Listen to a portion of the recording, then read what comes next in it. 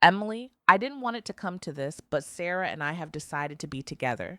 Sarah from the office, she's not just my coworker anymore. We've been planning a life that actually feels alive, and it can't happen while you're still holding on to everything we built. That inheritance from your parents was supposed to be our foundation, not your personal insurance policy. I'm done pretending the money gives you the final say over us. The divorce papers are already with my lawyer. Sign them quietly and we can both walk away before the entire community starts whispering. Hi, my name is Emily Thompson. I am 33 years old. The words landed like stones dropped into still water. I stayed seated on the edge of the leather sectional in our living room, the same room where we had once toasted the closing on this house inside the gated community. My hand stayed folded in my lap. I didn't cry. I didn't raise my voice.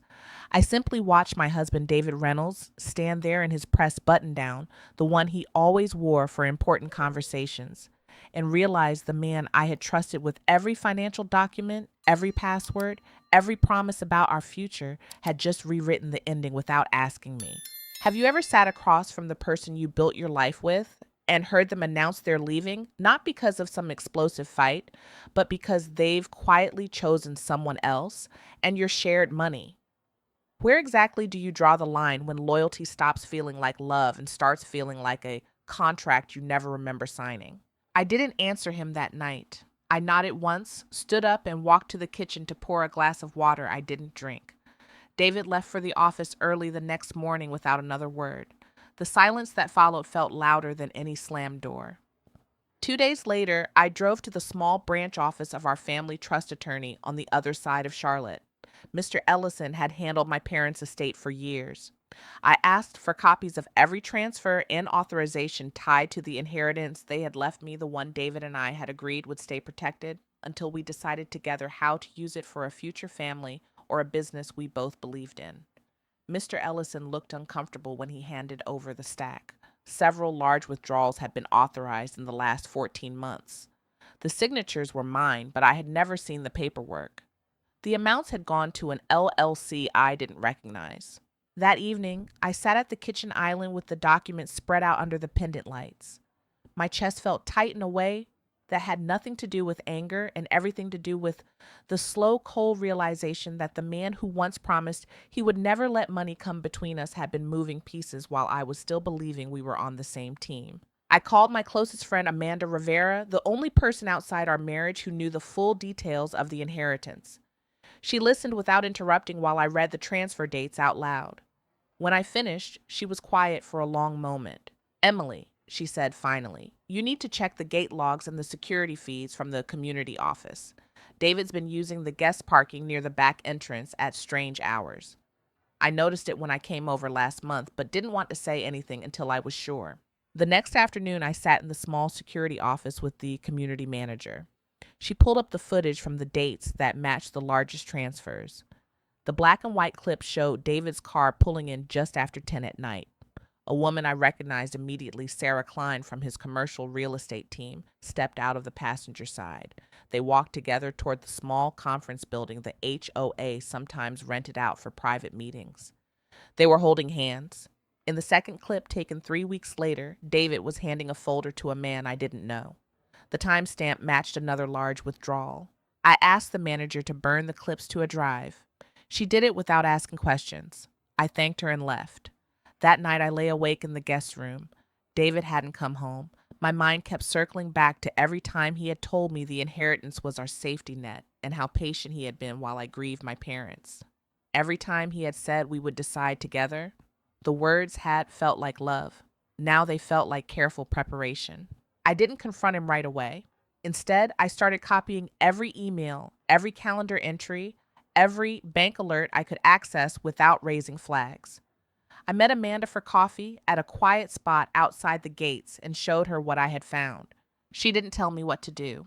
She just sat with me while I cried for the first time since the conversation in the living room. I keep thinking if I had noticed sooner, I could have stopped it, I said. Amanda reached across the table and squeezed my hand. You trusted the person who was supposed to protect you. That's not a crime. What he did with that trust is. A week later, David came home late and found me at the dining table with the printed documents and the drive from the security office. He stopped in the doorway. "You've been busy," he said. His voice was calm, almost amused. I looked up at him. "You used my parents' money to cover whatever you and Sarah are building. You signed my name. You brought her here into our community while I was still sleeping in our bed." He shrugged, the same small movement he used when a deal didn't go his way at work. "You were never going to use it for anything real." I saw an opportunity. Sarah and I are starting a development project. The money made it possible. I felt something inside me settle into a hard, quiet place. "Then you won't mind if I take this to Mr. Ellison and the community board tomorrow?" David's expression shifted for the first time. "Don't be dramatic, Emily. We can still settle this like adults. Sign the papers I gave you, and I'll make sure you walk away with enough to start over somewhere else. No one in the community has to know the details." I stood up and slid the drive into my bag. I already have what I need. He stepped forward, but I moved past him toward the stairs. My hands were shaking, yet my voice stayed steady. "I'm not asking for permission anymore." That night, I packed 2 suitcases and left while he was still standing in the kitchen. I drove to Amanda's apartment across the city. She opened the door in pajamas, took one look at my face, and pulled me inside without a single question. The next morning, I sat on her couch with a mug of tea I couldn't taste and called Mr. Ellison. I told him everything. He scheduled an emergency meeting for the following day and advised me to bring the footage and the documents. He also recommended I speak with a family law attorney he trusted, Patricia Lang, who specialized in cases involving hidden assets and unauthorized transfers. I met Patricia the same afternoon. She was direct and calm in a way that made the chaos in my chest feel slightly more manageable. She reviewed the files, watched the security clips twice, and made notes on a yellow legal pad. "The good news," she said, "is that the unauthorized signatures alone give us strong grounds for an emergency freeze on the remaining accounts. The footage helps establish a pattern of concealment. The bad news is that once this goes public inside, the community people will talk. Some of them will take his side because they've done business with his father's company for years." I nodded. "I understand." Patricia looked at me over her glasses. "Are you prepared for that? Because once we file, there's no putting the story back in the box." I thought about the quiet way David had announced he was leaving, as if he were doing me a favor by ending something I hadn't realized was already broken.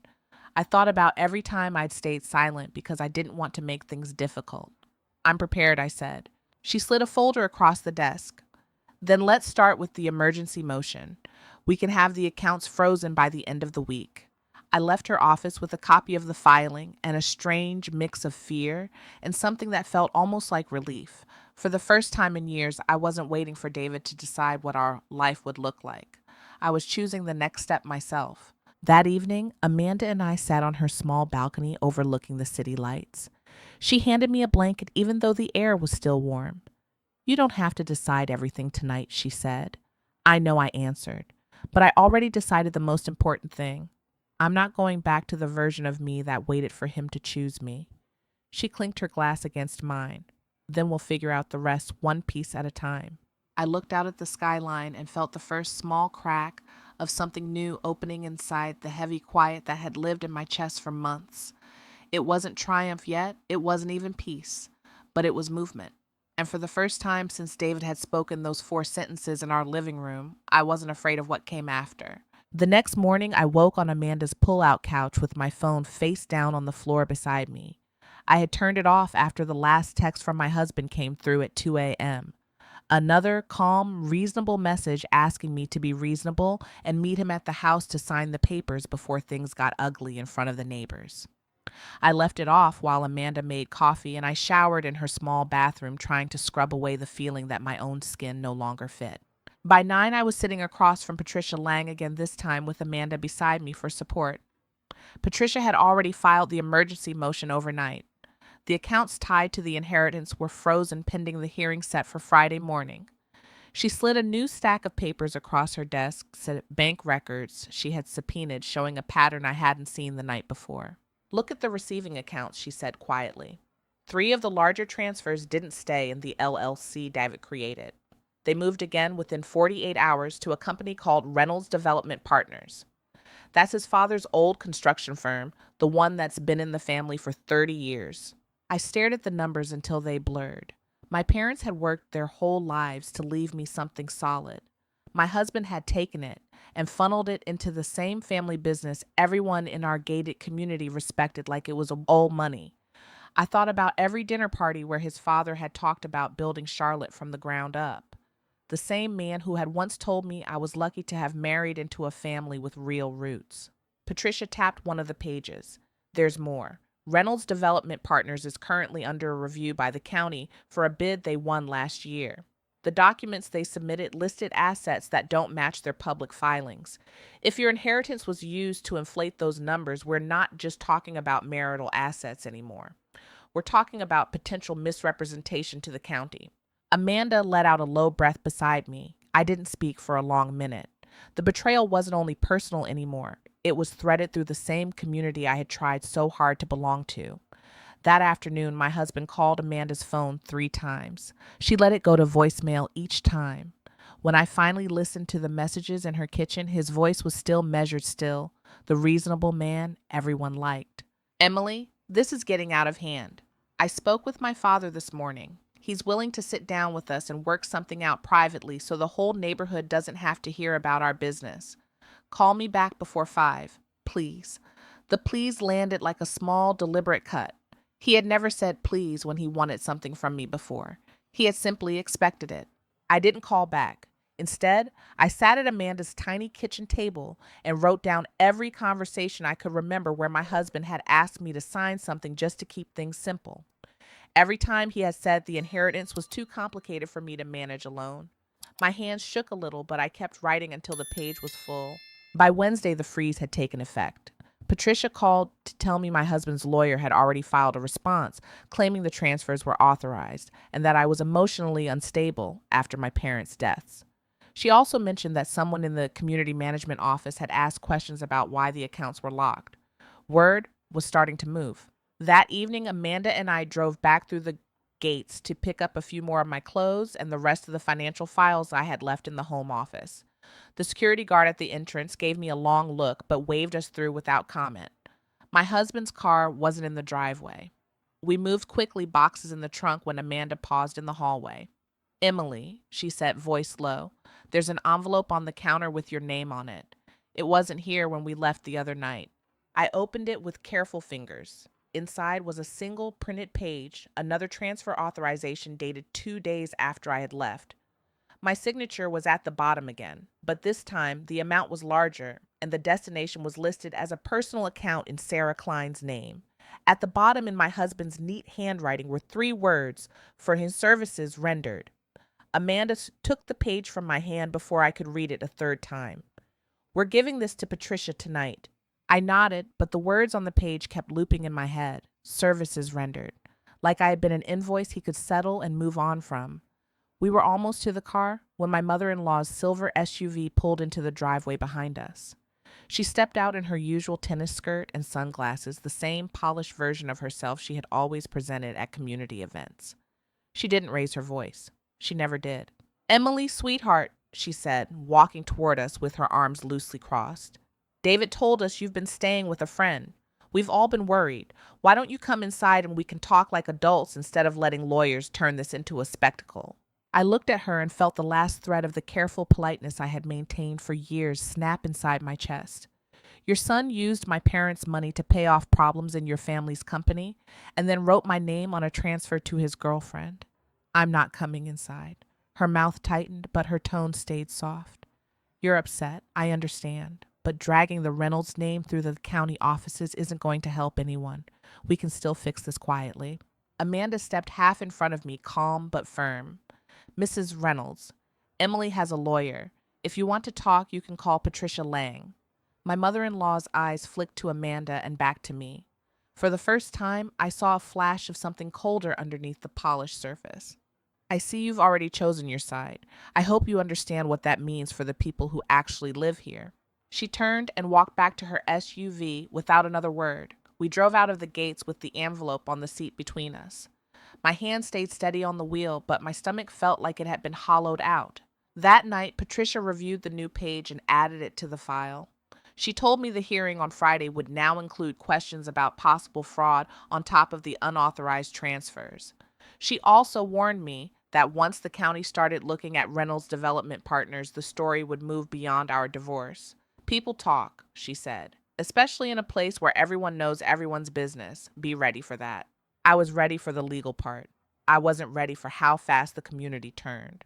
By Thursday afternoon, three different neighbors had texted Amanda asking if I was okay and whether the rumors about financial trouble in our marriage were true.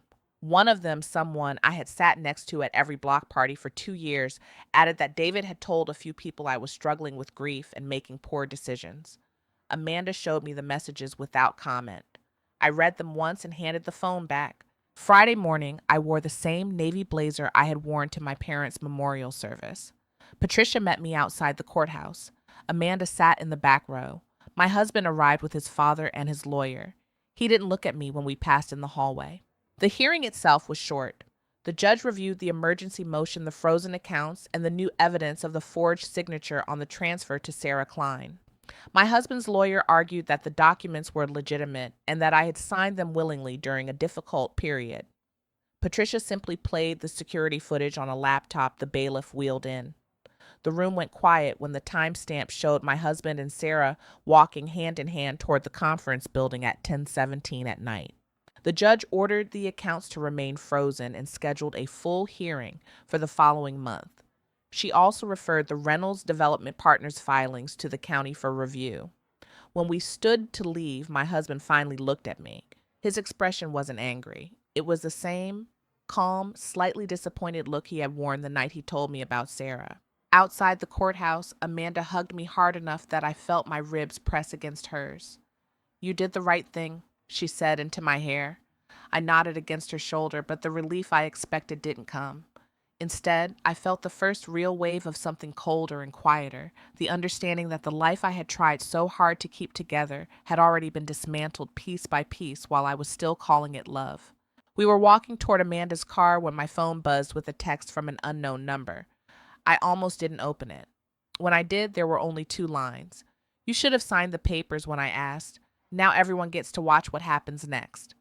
I showed it to Amanda. She took a screenshot and forwarded it to Patricia without a word. Then she opened the passenger door for me like I might break if she moved too fast. Back at her apartment, I sat on the couch with the same blanket from the first night and tried to picture what next looked like. The accounts were frozen. The county was looking at the company. The community already had its version of the story. My husband had made it clear he wasn't going to disappear quietly. For the first time since I had walked out of our house, I let myself feel the full weight of what I had started. Not just a divorce, not just money. I had pulled at a thread that ran through my marriage, his family's reputation, and the careful surface of the place we had called home. I didn't know yet how far it would unravel, but I knew I wasn't going to stop pulling. The text from the unknown number stayed on my screen long after Amanda hung up with Patricia. She had already forwarded it and arranged for extra security at the next hearing. I turned the phone face down on the coffee table and sat with my hands wrapped around a mug that had gone cold. The fear I expected never arrived. What came instead was a quiet, steady anger that felt cleaner than anything I had felt in months. Patricia called the next morning with an update. The county had fast-tracked their review of Reynolds Development Partners after the judge's referral. 2 of the bids they had won in the last 18 months showed inflated asset lists that matched the timing of the transfers from my inheritance. She didn't celebrate. She simply said we now had leverage we didn't have 3 days ago. The full hearing was set for the following Tuesday. My husband's lawyer tried twice to push for a private settlement before then. Each time, Patricia declined on my behalf. On the Sunday before the hearing, another envelope arrived at Amanda's door, this one slipped under it with no postmark.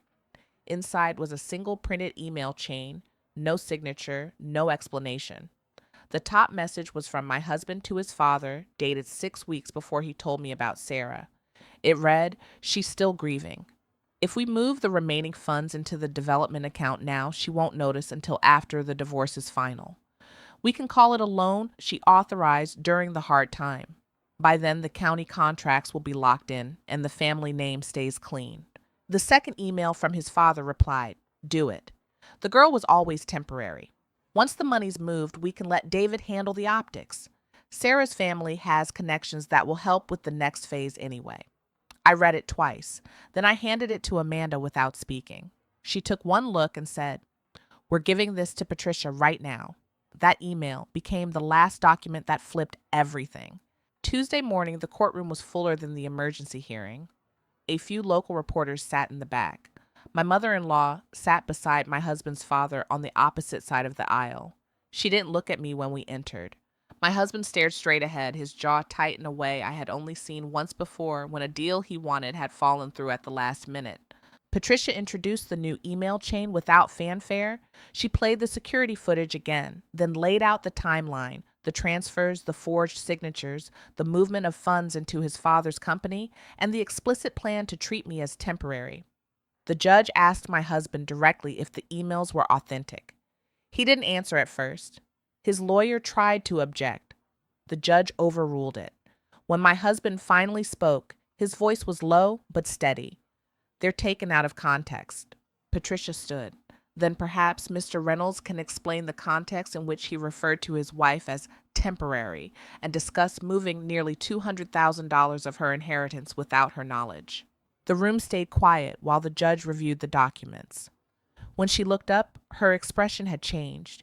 She ordered the remaining funds returned to me with interest and penalties, plus an additional amount for the unauthorized use. She also ordered that all community records and HOA communications related to my husband's conduct be reviewed by the board. Reynolds Development Partners was to be placed under formal county audit. The divorce proceedings were expedited with the understanding that the financial misconduct would factor into the final settlement. Outside the courthouse, the reporters approached. Patricia handled them with short, factual statements.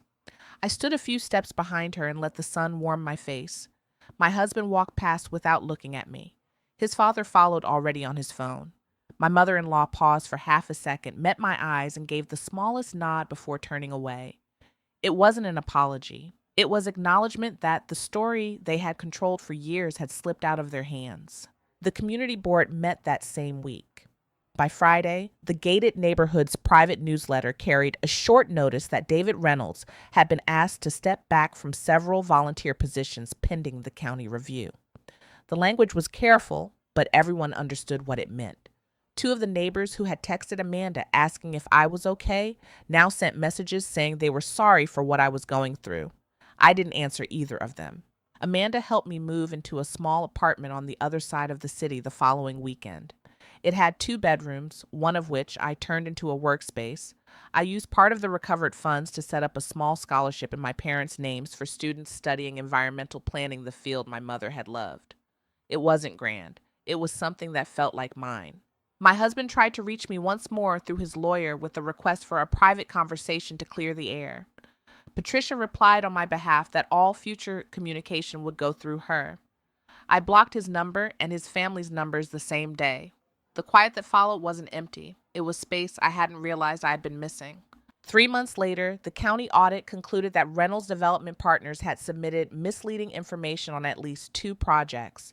The contracts were pulled. The family name that had once opened doors in every room we entered now carried a different kind of weight. My husband moved out of the house inside the gates. I heard through Amanda that Sarah had left the firm in the city shortly after the hearing. I didn't ask for more details. On a quiet Tuesday evening, I sat on the small balcony of my new apartment with a cup of tea. The city stretched out below ordinary and alive. I thought about the night my husband had stood in our living room and told me he was choosing someone else and taking what he believed was his. I thought about every time I had stayed silent because keeping the peace had felt easier than risking the life we had built. I thought about the email that finally showed me the truth that the betrayal hadn't been a sudden decision. It had been planned while I was still trying to hold everything together. I didn't feel triumphant. I felt steady. The inheritance my parents left me was back where it belonged. The marriage I had tried to save was over. The community I had once wanted so badly to belong to had shown me exactly how conditional that belonging had always been. I had lost some of the surface connections that once felt important. What I had kept was the ability to trust my own judgment again. Loyalty had never been the problem. The problem was believing that loyalty required me to stay small enough that no one else had to change. I had drawn the line the moment I stopped signing documents I hadn't read and started asking for the truth in writing. Everything after that had simply been the cost of refusing to cross back over it. Thank you for listening to my story. If someone you trusted with your future turned out to have been planning how to leave you with nothing, where do you draw the line between protecting the relationship and protecting yourself?